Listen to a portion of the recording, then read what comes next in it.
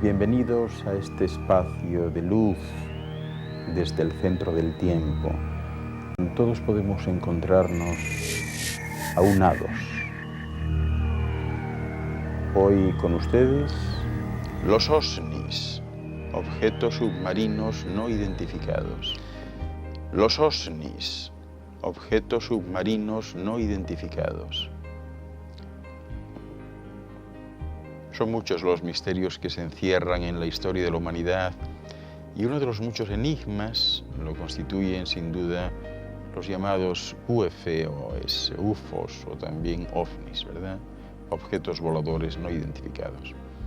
Toda la civilización está acostumbrada a escuchar estas denominaciones, bien en los medios de comunicación o en algún otro, ¿verdad? O incluso relatos espontáneos de algún personaje público.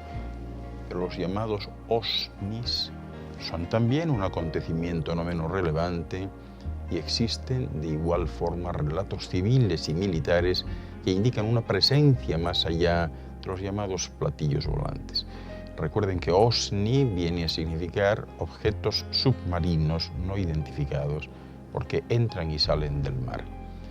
Las extensiones oceánicas de la Tierra parecen esconder tantos misterios como los cielos, o como el más distante de los sistemas cósmicos. Pero los OSNIs son fascinantes. Su avistamiento causa tanto entusiasmo como sorpresa y dudas. Y el caso es que estos aparatos, a diferencia de sus hermanos los OVNIs, se sumergen, como les decía, bajo la superficie líquida de este planeta azul, que está formado por 3/4 partes de esa sustancia que le da su color, el agua. Pues bien, los OSNIs son famosos, igual que los OVNIs, por confundir los complejos sistemas de control y de defensa territorial de todos los países del mundo y que tienen como característica principal su capacidad de maniobra impresionante y sus altísimas velocidades a enormes profundidades que dejan desconcertados a todas las armadas del mundo, ¿verdad?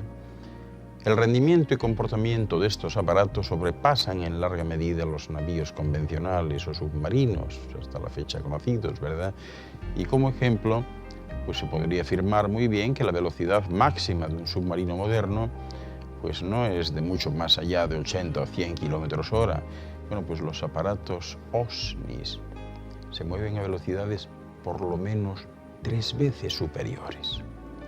Fíjense, en 1973, en el Atlántico Norte, el portaaviones Wasp de la US Navy, junto con otros 12 navíos que se encontraban en una simulación de combate, detectaron en sus radares un enorme objeto que se movía a una velocidad impresionante de cerca de 230 kilómetros hora.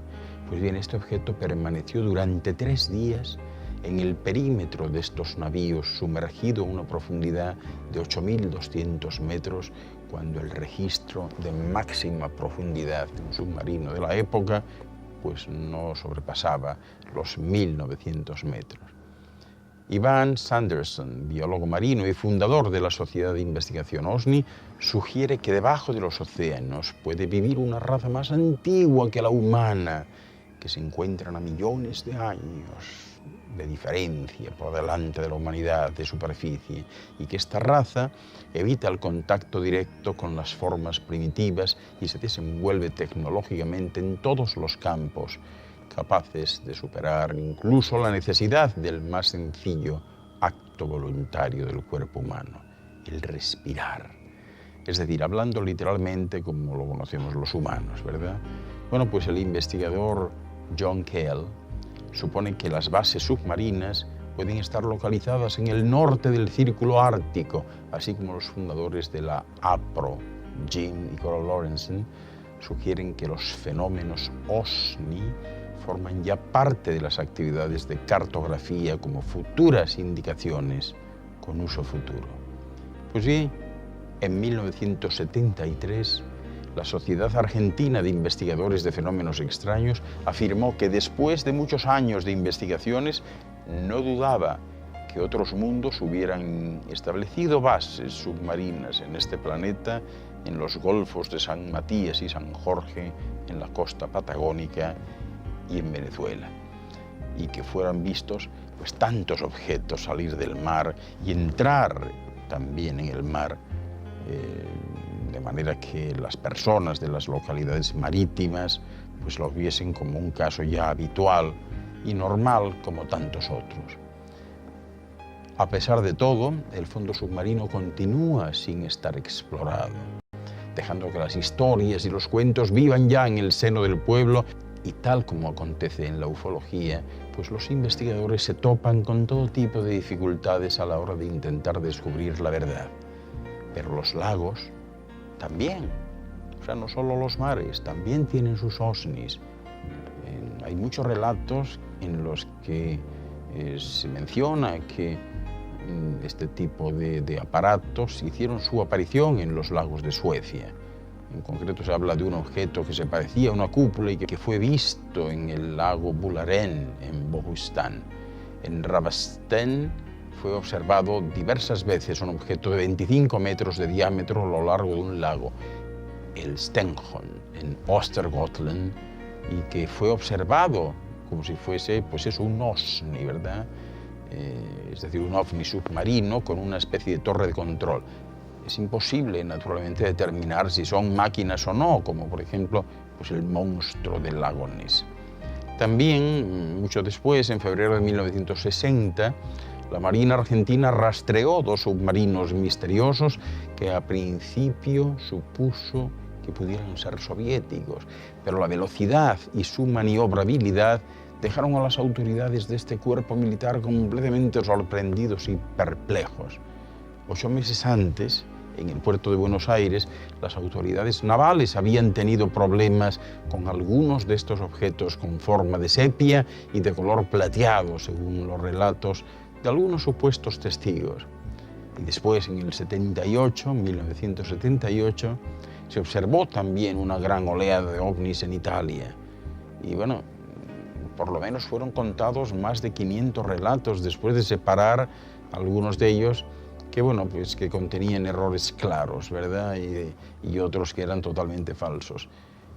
Los índices continuaron indicando que había habido una enorme proliferación de actividad OSNI y OVNI que culminó en los 3 últimos meses de aquel año con el avistamiento de una segunda oleada OVNI. También la flota de la OTAN, ¿verdad?, dice haberse enfrentado con los OSNIs en alguna ocasión. ¿Qué sucedió si no en los fiordos noruegos en noviembre de 1972 entre OSNIs y una parte importante de la flota de la OTAN?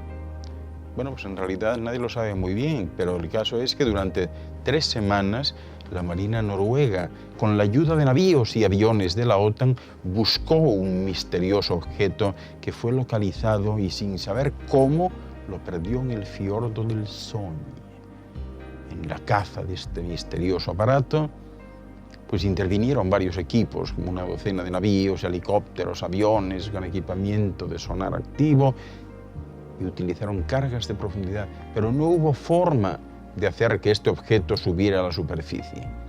El 23 de noviembre, un gran objeto de color oscuro fue visto moviéndose debajo de la superficie del fiordo de Lustre en Noruega y más o menos al mismo tiempo en el fiordo de Aurlands. Un navío de guerra detectó un submarino enigmático en su radar. Pues bien, en aquella noche la flota de la OTAN vio como 6 cohetes rojos salieron de los fiordos y como en una sierra próxima se observaron luces verdes en sus picos. Y así, en un instante, todos los navíos de guerra en la zona y los aviones perdieron sus comunicaciones, literalmente, como si de una interferencia se tratase. pero de alta densidad. Pues bien, el 27 de noviembre, una declaración oficial de los hechos afirmó que el submarino causante de todos los problemas que ya les he referido ya no se encontraba en las inmediaciones, pero que continuarían con la búsqueda de esta nave que tantos problemas había generado. En todas esas ocasiones no fue encontrada ninguna pista de estos aparatos o identificados sus orígenes. Y es que pistas, claro, no son fáciles de conseguir, porque el origen de los OVNIs continúa siendo un misterio aún por resolver. Los objetos encontrados en el mar son intrigantes. Un ejemplo es el cilindro metálico de 7 metros de largo por 3 metros de ancho que fue encontrado por un buceador español en un canal del Mediterráneo en julio de 1970. La superficie plana y sin marcas de la construcción no presentaba ninguna abertura. Se encontraba totalmente limpio, dando señales de poco tiempo de permanencia en el fango del océano. Y debido a las medidas enormes para él, este buceador decidió buscar un barco con una grúa para llevarlo a bordo y así poder estudiar pues ese misterioso objeto. Pero ¿qué les puedo contar? Cuando volvió, ya no se encontraba en el lugar donde le había localizado.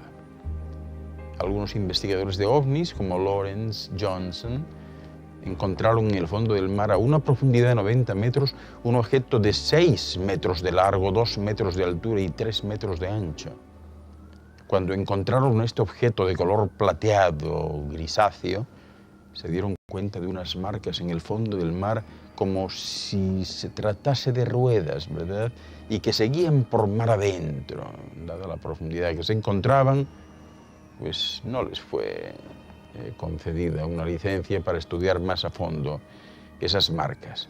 También se sabe de un OVNI que cayó en las aguas cercanas a Río de Janeiro, en Brasil, en julio de 1970.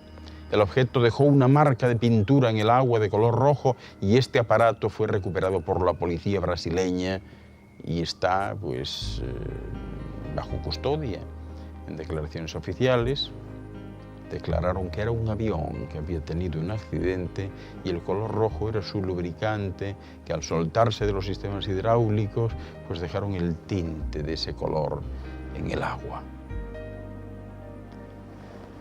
Y ya se pueden imaginar, en un planeta en el que las 3/4 partes son agua y con fosas que superan los 11.000 metros de profundidad, está claro que existe mucho por descubrir.